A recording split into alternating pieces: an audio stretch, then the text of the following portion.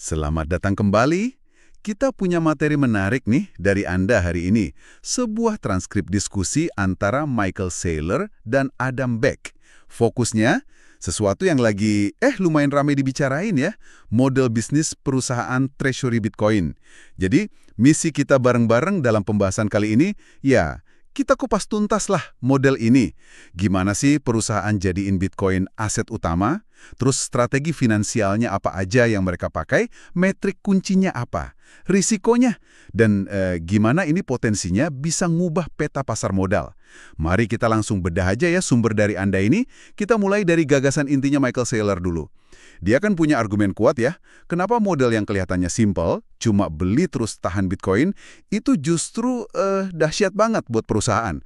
Kuncinya itu di kecepatan sama skala katanya. Betul, betul. Saylor itu ngelihat korporasi sebagai penguat super gitu buat adopsi Bitcoin.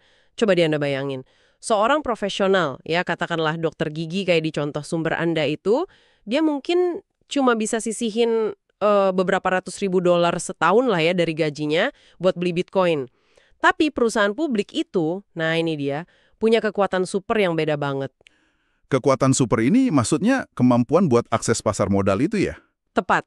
Mereka bisa nerbitin saham, waran, obligasi, termasuk yang jenis convertible atau mungkin yang risikonya lebih tinggi gitu kan? Atau saham preferen juga. Nah, dana miliaran dolar yang kekumpul ini katanya bisa langsung dipakai buat beli Bitcoin. Dalam jumlah gede dan waktu singkat. Iya persis gitu. Bayangin aja, perusahaan bisa nerbitin saham, mungkin nilainya puluhan atau ratusan juta dolar. Terus beli Bitcoin cuma dalam hitungan minggu atau ya sebulan gitu. Ini kan level permainannya udah beda banget sama individu. Bahkan sama perusahaan lain yang cuma ngandelin laba operasinya aja. Akumulasi Bitcoin itu bisa tumbuh eksponensial jadinya. Saylor terus ngebandingin ini sama pasar modal global yang ada sekarang.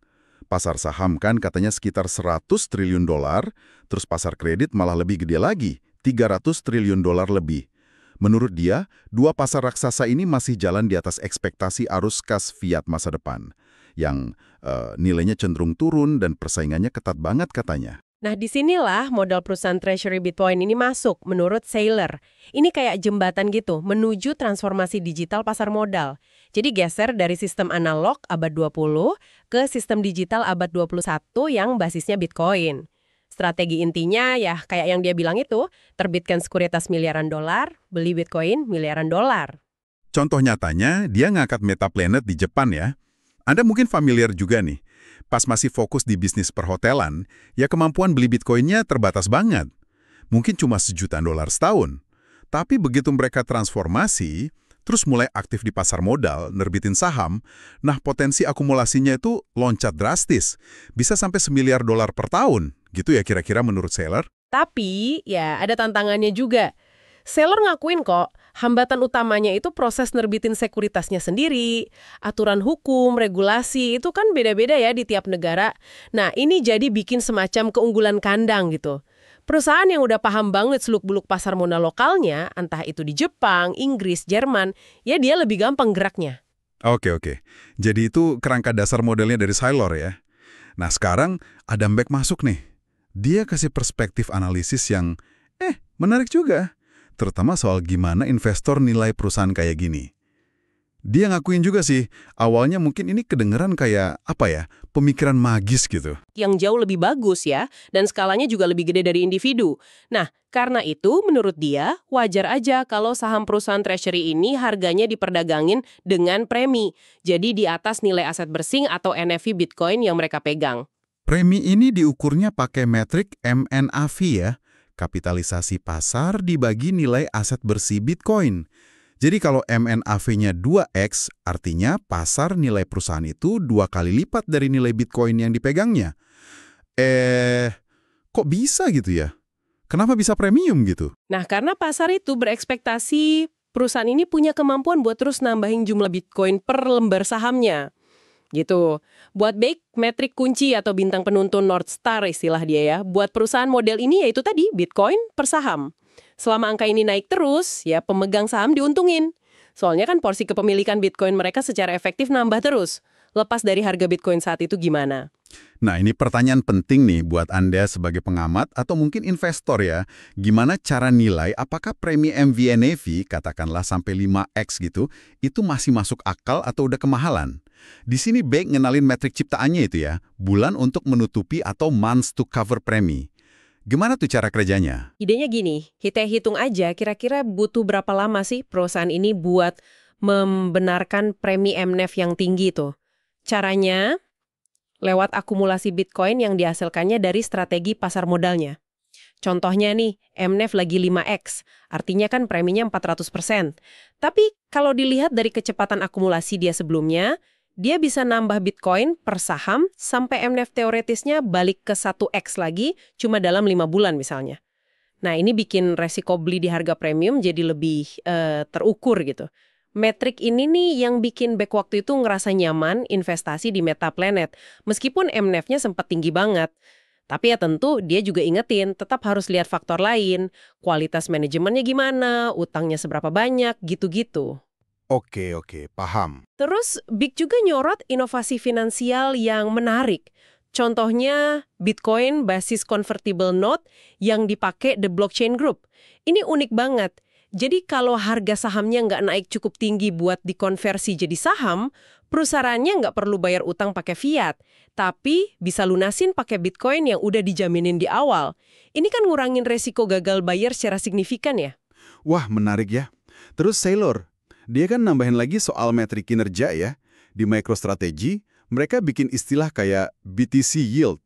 Itu pada dasarnya persentase kenaikan Bitcoin per saham dalam periode tertentu, gitu ya. Sama ada BTC Gain atau Dollar Gain. Ini laba setara dalam Bitcoin yang langsung nambah ekuitas pemegang saham. Kenapa sih metrik ini penting banget menurut mereka? Karena ya metrik ini transparan banget nunjukin apakah aksi korporasi manajemen, misalnya nerbitin saham baru, itu beneran nambah nilai atau akretif buat pemegang saham yang udah ada, atau malah ngurangin, dilutif. Ngukurnya ya dalam satuan Bitcoin per saham itu. Jadi lupakan dulu deh laba rugi tradisional. Fokusnya simple. Porsi kepemilikan Bitcoin Anda di perusahaan ini nambah nggak gara-gara aksi manajemen? Gitu. Terus gimana cara perusahaan ini ngasilin BTC Yield untuk gain itu? Ada berapa cara? Menurut Saylor ada 3 cara utama. Pertama, yang paling sederhana ya, pakai arus kas dari bisnis utamanya buat beli Bitcoin. Tapi ini kan skalanya terbatas ya, tergantung profitabilitas bisnisnya. Kedua, jual saham baru pas MNAV lagi di atas, pas ada premi. Ini kayak nangkep sebagian premi itu buat nambah Bitcoin bagi semua pemegang saham. Jadi, nilai per sahamnya naik dalam Bitcoin. Ketiga, nerbitin instrumen kredit. Bisa utang atau saham preferen dengan jaminan Bitcoin. Nah, ini opsi menarik pas MNAV lagi rendah atau pas mereka pengen manfaatin pasar kredit yang gede itu. Nah, poin ketiga ini nih yang katanya Saylor jadi killer app jangka panjang dari model ini ya. Dia kayaknya semangat banget pas jelasin instrumen kredit baru berbasis Bitcoin yang mereka ciptain. Bisa dijelasin lagi nggak itu? Tentu. Jadi ada 2 jenis utama yang mereka kembangin. Dan di MicroStrategy dikasih nama khusus. Pertama itu Strike. Ini sejenis convertible preferred. Jadi dirancang buat investor yang pengen ikut ngerasain potensi kenaikan harga Bitcoin. Misalnya dapat 80-100% dari kenaikan nilai Bitcoin perusahaan per sahamnya. Tapi ada bantalannya. Ada perlindungan kalau harga turun, downside protection. Plus dapat dividen tetap juga. Targetnya jelas nih, investor yang udah penasaran sama Bitcoin tapi masih agak takut sama volatilitasnya. Oke, itu yang Strike. Satunya lagi? Satunya lagi Strive. Ini jenis senior preferred, fokusnya beda. Ini buat ngasih dividen tetap yang menarik, misalnya 10% setahun dalam dolar AS. Risikonya dianggap rendah banget karena dijamin pakai Bitcoin yang nilainya jauh lebih gede dari nilai pokok instrumennya. Misalnya, dijaminin Bitcoin 5 kali lipat atau bahkan 10 kali lipat nilainya. Nah, ini nyasarnya ke investor pendapatan tetap, kayak dana pensiun atau pensiunan gitu, yang nyari imbal hasil dolar yang aman tapi tinggi. Wow, kedengarannya ambisius banget ya. Jadi bukan cuma nyimpan Bitcoin aja, tapi mereka aktif bikin produk finansial baru pakai Bitcoin sebagai dasarnya. Persis. Strategi besarnya yaitu mereka mau bikin produk yang secara objektif Klaimnya ya, lebih unggul, imbal hasilnya lebih tinggi, jaminannya lebih kuat kan. Bitcoin dianggap aset superior, terus risikonya lebih rendah karena jaminannya berlipat. Dan likuiditasnya lebih bagus karena diperdagangin di bursa utama. Dibandingin apa? Ya dibandingin obligasi korporasi biasa atau saham preferen konvensional. Jadi ini bukan lagi cuma persaingan antar sesama perusahaan treasury Bitcoin, tapi udah upaya buat ngerebut pangsa pasar dari kue pasar kredit global yang nilainya ratusan triliun dolar itu. Nah ini inti dari visi transformasi digital pasar kredit yang mereka usung sebenarnya. Masuk akal juga sih visinya. Tapi ada pertanyaan yang muncul nih, dan dibahas juga kan di sumber Anda. Kalau makin banyak perusahaan ikutan model ini, nanti premi MNFA tadi bakal nyusut nggak sih? Atau terkompresi gitu? Efeknya jadi hilang dong? Nah, Adam Back berpendapat, kayaknya nggak dalam waktu deket deh. Soalnya, peluang arbitrase antara sistem fiat yang sekarang yang dianggapnya salah nilai Bitcoin sama masa depan berbasis Bitcoin yang potensinya dia kutip bisa sampai 200 triliun dolar lebih, itu masih gede banget, jadi ruang buat tumbuhnya itu masih luas banget katanya. Malah Beck lihat sisi positif ya, kalau pemainnya nambah banyak. Betul, justru kalau makin banyak pemain bisa berarti likuiditas pasar sahamnya jadi lebih bagus. Pemahaman investor soal model ini juga jadi lebih baik. Mungkin nanti muncul standarisasi pelaporan, terus ada efek aman karena banyak temen gitulah, safety in numbers buat investor. Plus karena perusahaan-perusahaan ini kan cenderung hold ya, nggak ngejual Bitcoin yang udah dibeli. Nah ini secara efektif ngurangin pasokan Bitcoin yang beredar di pasar spot. Secara teori, ya ini bisa nopang harga Bitcoin jangka panjang, yang ujung-ujungnya yang nguatin model bisnis mereka sendiri juga. Tapi MNF itu emang bisa naik turun drastis gitu ya? Contoh, Metaplanet tadi kan menarik tuh. Iya ya, Beck ngasih contoh MNF, Metaplanet sempat melonjak tinggi banget, terus anjlok tajam, tapi terus pulih lagi. Kok bisa pulih? Ya karena selama periode MNF-nya rendah itu, perusahaannya kan tetap jalanin strateginya, terus akumulasi Bitcoin, akibatnya valuasi sahamnya jadi kelihatan murah lagi di mata investor kalau diukurnya pakai Bitcoin per saham atau pakai metrik months to cover tadi. Ini nunjukin ada semacam mekanisme pemulihan diri gitu di model ini. Oke, nah kalau dari sisi Anda nih sebagai investor, resiko utamanya apa aja menurut Beck? Risiko utama, ya terutama kalau Anda mikirnya jangka pendek, itu volatilitas MNAV-nya sendiri. Bisa naik turun gitu kan. Terus ada juga risiko operasional, maksudnya apakah manajemennya mampu ngejalanin strategi pasar modalnya secara efektif dan berkelanjutan atau enggak. Makanya Beck nyaranin horizon investasinya ya jangka panjang. Tapi ada yang menarik nih. Dia nyebut adanya sifat pemaaf gitu, forgiving nature dari investasi ini. Maksudnya, kalaupun Anda kebetulan masuk pas MNAV lagi tinggi banget, akumulasi Bitcoin yang terus-terusan dilakuin perusahaan seiring waktu itu bisa nurunin titik impas efektif Anda kalau diukur dalam satuan Bitcoin per saham. Jadi kayak dimaafin gitu kesalahannya. Menarik juga istilah sifat pemaaf itu ya. Oke, kita geser dikit ke teknologi nih. Gimana blockchain bisa ngubah cara aset-aset ini diperdagangkan ke depannya? Beck kan nyinggung peran Blockstream sama jaringan liquid ya? Iya, Blockstream itu kan perusahaannya Beck-nya ya.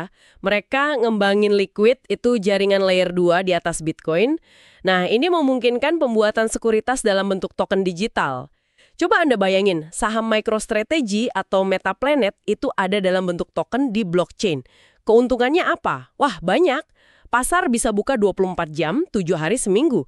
Nyatasin masalah beda zona waktu, perdagangan bisa langsung pakai denominasi Bitcoin jadi lebih efisien, nggak perlu konversi bolak-balik ke fiat, akses pasar juga jadi lebih merata buat investor global. Bahkan bisa buka kemungkinan baru kayak pinjamin atau pinjem Bitcoin dengan jaminan token saham ini, istilahnya Bitcoin basis margin. Ya ini visi pasar modal digital masa depan sih, lebih terintegrasi dan efisien. Keren banget visinya ya. Nah, di bagian akhir sumber Anda kan ada beberapa pertanyaan lain yang muncul ya. Misalnya soal kekhawatiran sentralisasi di mining pool Bitcoin. Gimana tuh pandangan Saylor? Saylor sih nepis kekhawatiran itu, dia bilang jaringan Bitcoin justru makin terdesentralisasi dibanding dulu. Kekuatan sebenarnya menurut dia ada di keragaman pelaku ekonominya. Operator node, para miner, bukan cuma di operator poolnya aja. Dia optimis banget lah sama ketahanan jaringan Bitcoin sekarang. Terus ada juga pertanyaan soal isu KYC ya, kenali pelanggan Anda, sama penggunaan nama legal di bursa kripto. Itu gimana? Kalau soal itu, pandangan Saylor intinya gini. Regulasi sama teknologi itu dinamis banget dan berkembangnya di level negara bangsa. Jadi pasti bakal selalu ada inovasi dan pendekatan yang beda-beda antar negara. Bitcoin sebagai jaringan global itu memungkinkan solusi terbaik buat muncul dan nyebar. Meskipun ya implementasi lokalnya mungkin nggak sempurna-sempurna amat. Pesannya sih fokus aja sama kemajuan bertahap dan potensi jangka panjang yang ditawarin Bitcoin. Walaupun pasti ada tantangan di jalan. Dia pakai analogi bagus nih, ini kan bumi, bukan surga. Jadi pasti ada ketidaksempurnaan. Tapi alternatif lain mungkin jauh lebih buruk. Oke.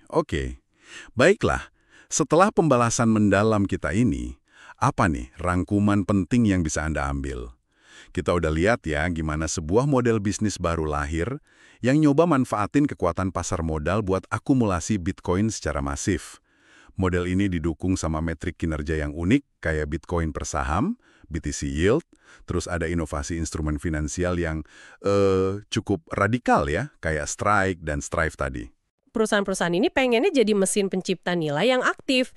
Lewat strategi finansial di pasar modal, mereka potensi ngasih keuntungan yang bahkan bisa ngalahin kinerja Bitcoin itu sendiri buat memegang sahamnya.